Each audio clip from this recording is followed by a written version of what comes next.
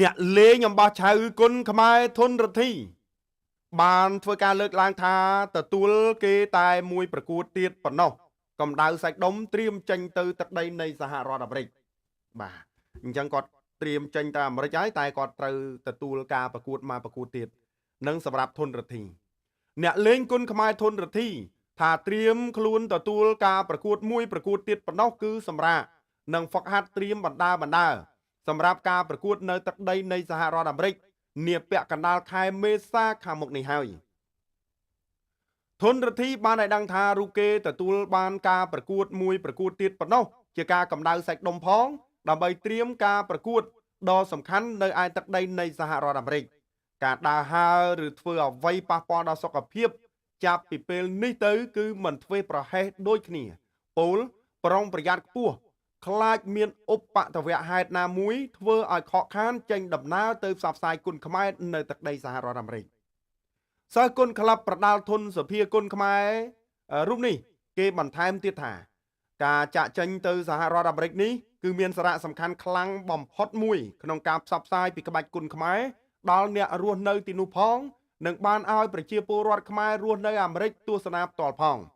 ដូច្នេះមិនថាប៉ះដៃគូសមត្ថភាពយ៉ាងណានោះទេពលខ្លួននឹងខំប្រឹងវាយឲ្យអស់ពីសមត្ថភាព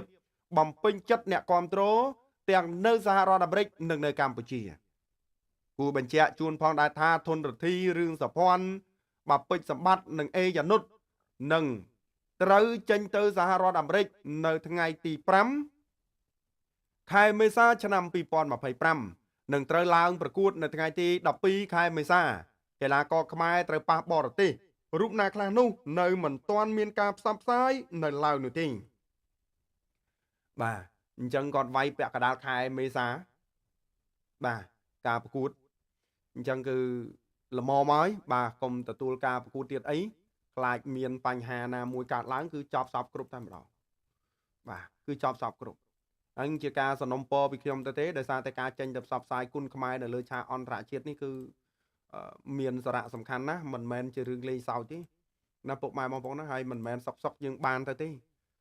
គឺមានច្រើនដំណាក់កាលណាស់តម្រាំតែអាចយកគុណខ្មែរទៅដាក់នៅលើទឹកដីនៃ